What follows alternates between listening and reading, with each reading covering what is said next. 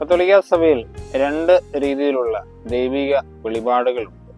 പൊതുവായുള്ള ദൈവിക വെളിപാടും ഓരോ മനുഷ്യർക്കും വ്യക്തിപരമായി കിട്ടുന്ന ദൈവിക വെളിപാടും, പബ്ലിക് റെവലേഷനും അതേപോലെ പ്രൈവറ്റ് റെവലേഷനും ഉണ്ട്. ഇത് തമ്മിലുള്ള വ്യത്യാസം നമ്മൾ ഗ്രഹിക്കേണ്ടത് അത്യാവശ്യമാണ്. കാരണം പലരുടെയും കാഴ്ചപ്പാടനുസരിച്ച് പൊതുവായുള്ള വെളിപാട് മാത്രം മതി, രഹസ്യമായ വ്യക്തിപരമായ വെളിപാടുകൾക്ക് സാങ്കത്യമില്ല എന്ന് ചിന്തിക്കുന്ന ഒരുപാട് ആളുകൾ സഭയിലുണ്ട്. ഒരുപാട് ദൈവശാസ്ത്രജ്ഞന് പോലും അങ്ങനെയുള്ള ചിന്തകളിൽ വ്യാപരിക്കുന്നവരുണ്ട്. പബ്ലിക് റെവലേഷൻ മാത്രം മതി എന്നുള്ള ചിന്തയോട് ചേർന്ന് നിൽക്കുന്നവരുണ്ട്. ശരിക്കും എന്താണ് സഭയുടെ നിലപാട് എന്ന് നാം വ്യക്തമായി അറിയേണ്ടത് അത്യാവശ്യമാണ്. പ്രത്യേകിച്ച് പബ്ലിക് റെവലേഷൻ എവിടെയാണ് നിൽക്കുന്നത്, എവിടെയാണ് പ്രൈവറ്റ് റെവലേഷന്റെ പ്രാധാന്യം എന്നീ കാര്യങ്ങൾ നമ്മൾ കൃത്യമായി മനസ്സിലാക്കേണ്ടതുണ്ട്. ഇത് സംബന്ധിച്ച കൃത്യമായ ഒരു വത്തിക്കാൻ ഡോക്യുമെന്റ് നമുക്ക് കിട്ടിയിട്ടുണ്ട്. ഫാത്തിമയിലെ സന്ദേശം എന്ന പേരിൽ വത്തിക്കാനിലെ വിശ്വാസത്തിന് വേണ്ടിയുള്ള തിരുസംഘത്തിന്റെ പ്രൈവറ്റായിരുന്ന ബെനഡിക്ട് റാറ്റ്സിംഗർ, പിന്നീട് അദ്ദേഹം നമുക്കറിയാം മാർപ്പാപ്പയായി, ബെനഡിക്ട് 16-ാമൻ മാർപ്പാപ്പ ജോസഫ് റാറ്റ്സിംഗർ, അദ്ദേഹം ഇറക്കിയ ഒരു ഡോക്യുമെന്റിന്റെ വെളിച്ചത്തിൽ എന്താണ് സഭയുടെ ഔദ്യോഗിക നിലപാട് എന്ന് നമ്മൾ പരിശോധിക്കാൻ പോവുകയാണ്. ശരിക്കും എന്താണ് ഈ സ്വകാര്യ വെളിപാട്? സ്വകാര്യ വെളിപാടുകൾ എന്ന് പറഞ്ഞാൽ ദൈവത്തിന്റെ ഒരു സൂപ്പർ നാച്ചുറൽ കമ്മ്യൂണിക്കേഷനാണ്, ഒരു അതിസ്വാഭാവികമായ ദൈവത്തിന്റെ കമ്മ്യൂണിക്കേഷൻ. പ്രത്യേകിച്ച് വിശുദ്ധർക്കും ചില വ്യക്തികൾക്കും ഉണ്ടാകുന്ന, അതായത് പൊതു വെളിപാടിന് വിരുദ്ധമായതല്ല, പക്ഷെ പൊതു വെളിപാടിന് അപ്പുറത്തായി സ്വകാര്യ വെളിപാടുകൾ ദൈവം ചിലർക്ക് അനുവദിക്കാറുണ്ട്. അതായത് ദൈവത്തിന്റെ ഒരു കമ്മ്യൂണിക്കേഷനാണ് ഇവിടെ നടക്കുന്നത്. പക്ഷെ അത് പൊതുവായി എല്ലാവർക്കും വെളിപ്പെടുന്ന ആവണമെന്നില്ല. പക്ഷെ ചില വ്യക്തികൾക്ക് മാത്രം ചില സമയങ്ങളിൽ ദൈവം വെളിപ്പെടുന്നതായിരിക്കാം. എന്താണ് ഈ പൊതു വെളിപാടുകളും സ്വകാര്യ വെളിപാടുകളും തമ്മിലുള്ള വ്യത്യാസം എന്താണെന്നും കൂടി നമ്മൾ മനസ്സിലാക്കണം. പൊതു വെളിപാടുകൾ അത് ദൈവ വചനത്തിലും അതേപോലെ നമ്മുടെ പാരമ്പര്യത്തിലും അടിസ്ഥാനപ്പെടുത്തിയതായിരിക്കും. ആ വെളിപാടുകൾ, അതായത് ഈ പൊതു വെളിപാടുകൾ അപ്പോസ്തലന്മാരുടെ കാലഘട്ടം അവസാനിക്കുന്നതോടെ അവസാനിച്ചു കഴിഞ്ഞു. അത് മാത്രമല്ല, ഇത് സാർവത്രികമാണ്. പൊതു വെളിപാടെന്ന് പറഞ്ഞാൽ സാർവത്രികമാണ്. രക്ഷയ്ക്ക് അത് വിശ്വസിക്കേണ്ടത് അത്യാവശ്യവുമാണ്.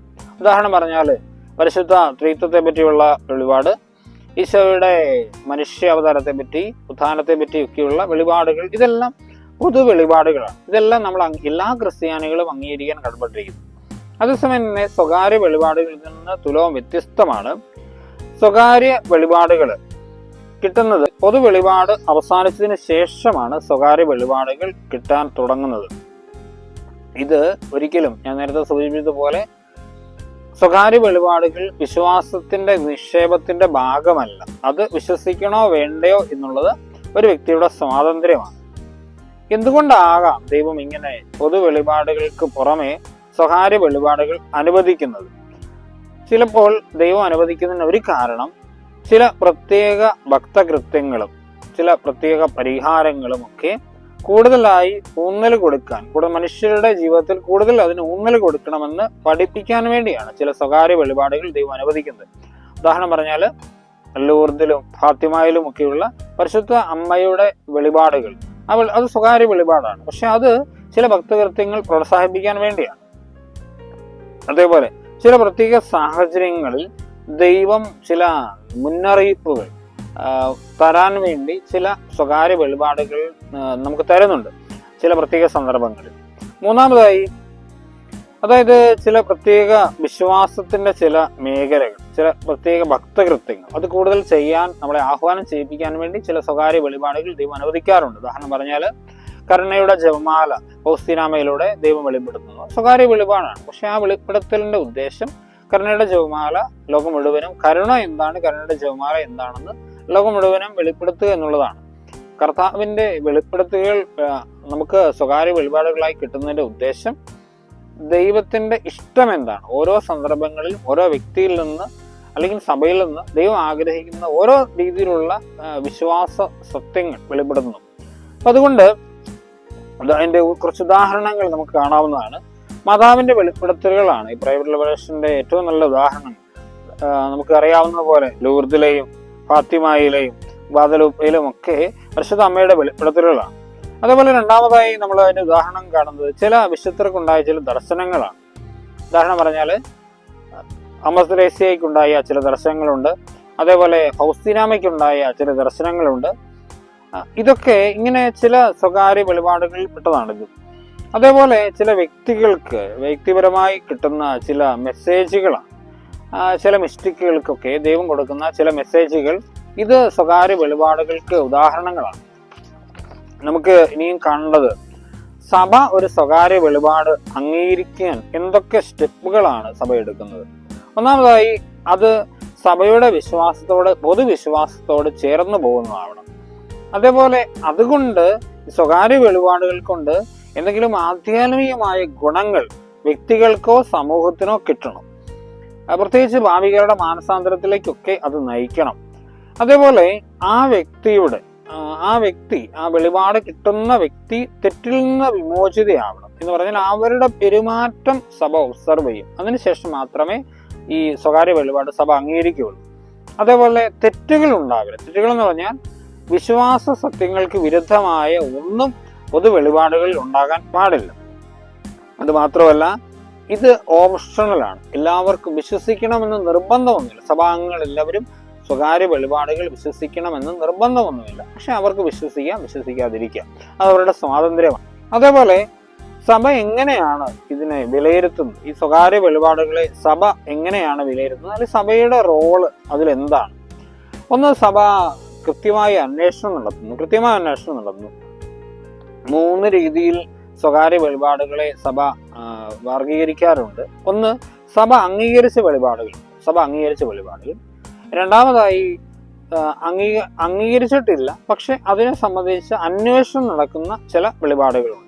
അതേപോലെ മൂന്നാമത്തെ ഒരു കാറ്റഗറി എന്ന് പറഞ്ഞാൽ സഭ തള്ളിക്കളഞ്ഞ ചില വെളിപാടുകൾ. നമ്മൾ ഇതിൽ ആദ്യത്തെ ഗണം, അതായത് സഭ അംഗീകരിച്ച വെളിപാടുകളെ സംബന്ധിച്ച് കൂടുതൽ ഉത്തരവാദിത്വത്തോടെ അതിനെ സമീപിക്കുകയും കൂടുതൽ വിശ്വാസം അതിലേക്ക് കൊടുക്കുകയും ചെയ്യുന്നത് നമ്മുടെ വിശ്വാസത്തിന് ഒത്തിരി വളർച്ചയ്ക്ക് ഒരുപാട് നല്ലതാണ്. ദൈവ മനുഷ്യന്റെ സ്നേഹഗീത, മരിയ വാർത്തവത്തേക്ക് കിട്ടിയ ദർശനങ്ങൾ മർമ്മന്മാരും കർദിനാളന്മാരും അംഗീകരിച്ചിട്ടുണ്ട്. എന്ന് പറഞ്ഞാൽ ഇങ്ങനെയുള്ള വെളിപാടുകളിൽ കൂടുതൽ നമ്മൾ വിശ്വസിക്കുന്നതും അതിലൂടെ ദൈവം എന്താണോ പറയുന്നത് അത് മനസ്സിലാക്കി നമ്മുടെ ജീവിതം ക്രമപ്പെടുന്നതും നമുക്ക് നമ്മുടെ വിശ്വാസ ജീവിതത്തിന് എപ്പോഴും നമ്മളെ വളർത്തുന്നതാണ്. ഈശോ നിങ്ങളെ എല്ലാവരെയും അനുഗ്രഹിക്കട്ടെ. വിശ്വാസ ജീവിതത്തിൽ നല്ല ഒരു ബോധ്യം ഉള്ള ഒരു വിശ്വാസ ജീവിതം നിങ്ങൾക്ക് എല്ലാവർക്കും ഞാൻ ആശംസിക്കുന്നു. ഈശോ നമ്മളെ എല്ലാവരെയും അനുഗ്രഹിക്കട്ടെ. പിതാവിന്റെയും പുത്രന്റെയും പരിശുദ്ധാത്മാവിന്റെയും നാമത്തിൽ ആമേൻ. ഈശോ മിശിഹായിക്ക് സ്തുതിയായിരിക്കട്ടെ. ബഹുമാനപ്പെട്ട ഏലിയാസ് അച്ഛൻ തലശ്ശേരി അതിരൂപതയുടെ ഒരു വൈദികനാണ്. അച്ഛനിപ്പോൾ ധോണിയിലുള്ള മരിയൻ റിന്യൂവൽ സെന്ററിൽ ആത്മീയ ശുശ്രൂഷ ചെയ്യുന്നു. അച്ഛൻ യൂട്യൂബ് സബ്സ്ക്രൈബേഴ്സിന് പ്രത്യേകിച്ച് ആത്മീയ കാര്യങ്ങളിലുള്ള ആഴത്തിലുള്ള ധ്യാന ചിന്തകളും എല്ലാം കൈമാറുന്ന ഒരു ധ്യാന ഗുരുവാണ്. അച്ഛൻ പബ്ലിക് റെവലേഷനെയും പ്രൈവറ്റ് റെവലേഷനെയും കുറിച്ചുള്ള ആ പഠനം ബെനഡിക്ട് 16 പിതാവിൻ്റെ ആ സന്ദേശത്തെ ഉൾക്കൊണ്ടുകൊണ്ടാണ് അച്ഛൻ തൻ്റെ ആ വിശദീകരണം തുടങ്ങുന്നതും നിർത്തുന്നതും. അച്ഛൻ്റെ ഈ ആത്മീയ ചിന്തകൾ പ്രത്യേകിച്ച് ധോണിയിലുള്ള ധ്യാനകേന്ദ്രത്തിൽ അച്ഛൻ്റെ ആത്മീയ ശുശ്രൂഷകൾ കുമ്പസാരവും കൗൺസിലിങ്ങും ക്ലാസ്സുകളുമെല്ലാം ആഴത്തിലുള്ള ആത്മീയ ചിന്തകൾ നൽകുന്നതാണ്. അച്ഛന് നല്ല ആരോഗ്യവും സന്തോഷവും എല്ലാം നമുക്ക് വാഗ്ദാനം ചെയ്തുകൊണ്ട് പ്രാർത്ഥിക്കാം.